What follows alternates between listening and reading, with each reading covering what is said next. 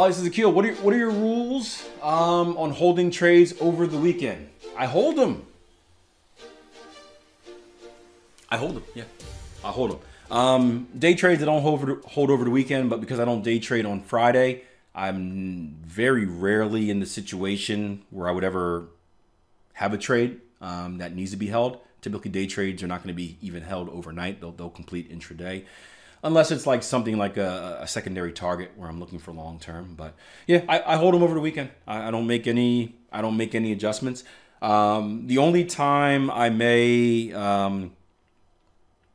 close a position is if we happen to have some type of major news event that happens over the weekend. So I remember a few years ago there was like a French election, like a major French election, I think it was, that was happening. That the results were going to come in over the weekend. That was going to be a big disturbance to the market. So I remember in that situation, I closed out all of my position because that's like no difference than trading a major news event while live in the markets. I just didn't want any exposure to it. It just happened to occur over the weekend. But aside from something like that, and most news events don't happen over the weekend, I don't make any difference.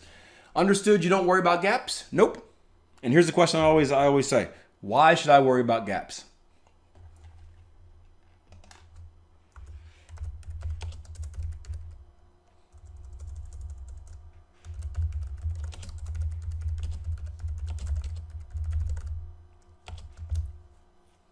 Why should I worry about gaps? And the question is always, is it a real fear or is it a created fear? Is it false evidence appearing real?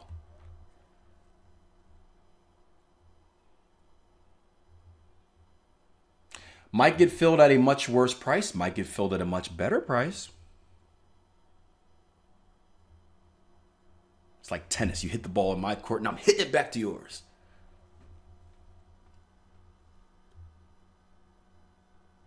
By the way, I like that I like the girl that what's the woman that just beat Serena in the US Open?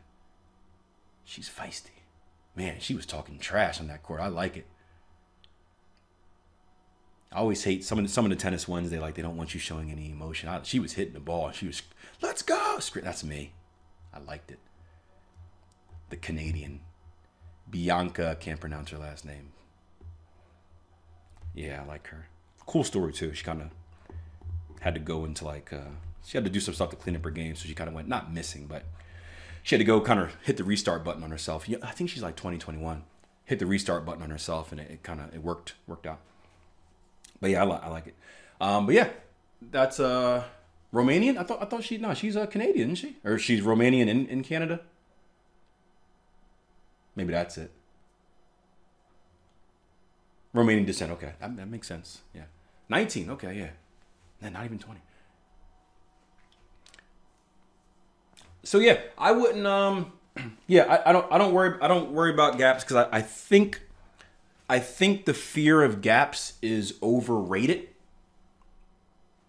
Meaning that one, I think people believe that gaps occur much more often than they actually do.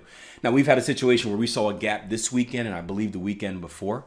But if you look at your price chart, I mean, the majority of the time, there may be small gaps, but significant gaps don't occur as often as you may think. So unless you're trading like a very small position, or like a day trading time frame, it's not going to be that disruptive.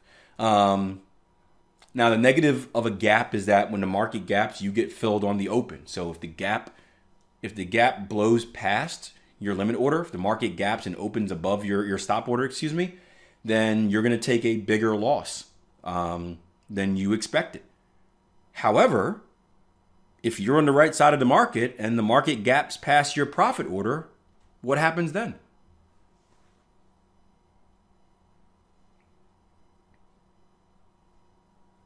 Then you've made more profit. So you can look at it both ways. So obviously from a risk-adverse perspective, you're probably more concerned with being stopped out for much more than you want versus making more than you want. But I think the main thing comes down to like just the fact that there are not as many gaps as you may think. They're not as scary as you may think. It's kind of like plane crashes, right? I don't want to say we all fear plane crashes, but we talked about control earlier. I fly a lot. I'm not a big fan of planes, but that's mainly a control thing. Like if I like to be the one behind the wheel because I have complete control, and that goes back to the little rant about entrepreneurship and just control over your life. But when plane crashes happen, it's a big deal, right? You hear about it, right? They're tragic occurrences. If it's a bad one, lots of people typically die because planes carry a lot of people on it. However, planes don't crash that often. You're much more likely to die driving a car than crashing in a plane. I'm sure if you Google search the stats, right? Let's do it right now. Let's see. What's more likely to happen than a plane crash?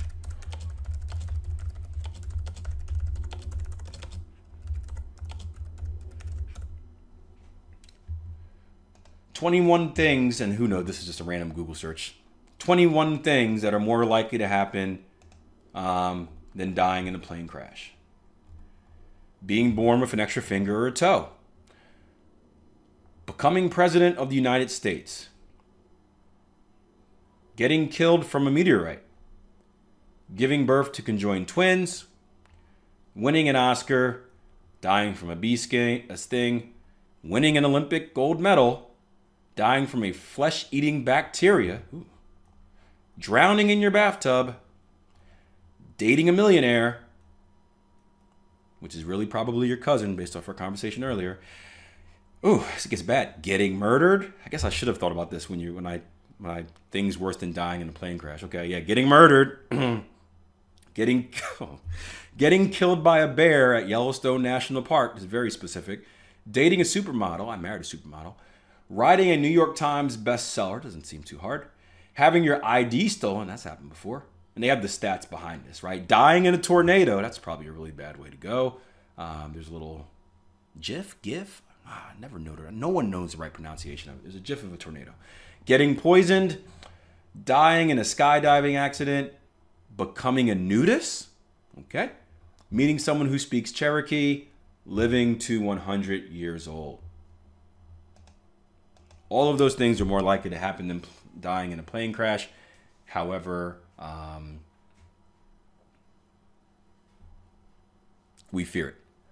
So gaps are the same way. They occur. They don't occur too often. Most gaps aren't really significant.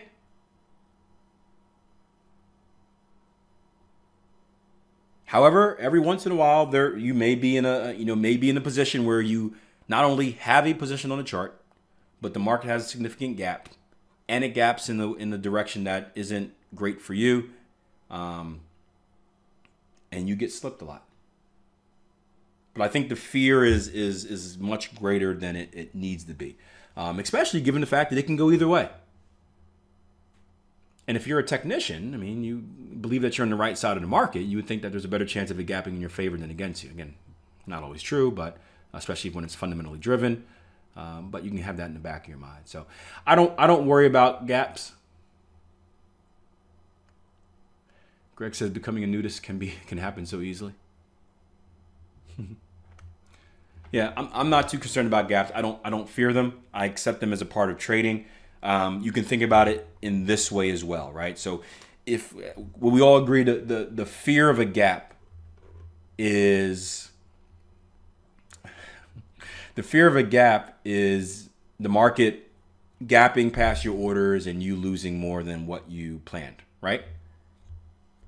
I was chuckling because I was thinking about trading, Gap the store, trading the Gap stock and having gaps in gaps. And it was funny to me.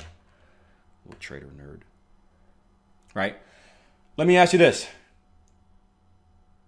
Anything could happen right now that can cause the market to move very, very significantly in the direction that's against your position, and you could be slipped and lose more than you intended. Are you worried about that?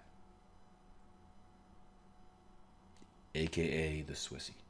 right? Why aren't you worried about that the same way you're worried about gaps? It's the same thing. Potential war going on, right? Is it Iran? Tweeting about war? What if something happened right now where Trump comes out and says, we're going to war? And the market, boom, flies up. Happens so fast. Slips you out of your position. You get filled 50 pips later than you intended. Do we fear that as well, or do we accept that that's just a part of trading? Or I guess, do we fear and accept that it's a part of trading? I would look at gaps the same way. Anything can happen at any moment.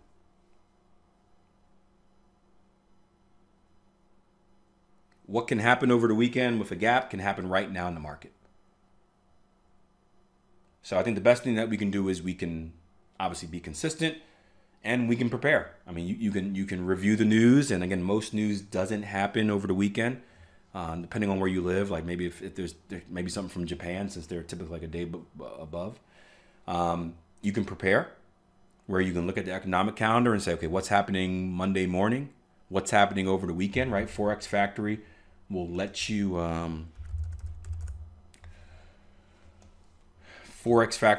go to the weekend, right? So you can look at Saturday and Sunday, right? You can see what's happening, because Sunday is going to be Monday for, this is New York time obviously, but Sunday is going to be Monday for Japan, Australia, some people far east, right? Far East movement, fly like a G6. So you can prepare for it, but I don't think, I think the fear is very similar to a plane crash, where it's kind of, because if it happens bad, it's devastating. We kind of give it more. We give it more attention than it deserves. Very good question, though. Very good question. And now Greg's going to become a nudist, so he can change those numbers around. Where do you live, Greg?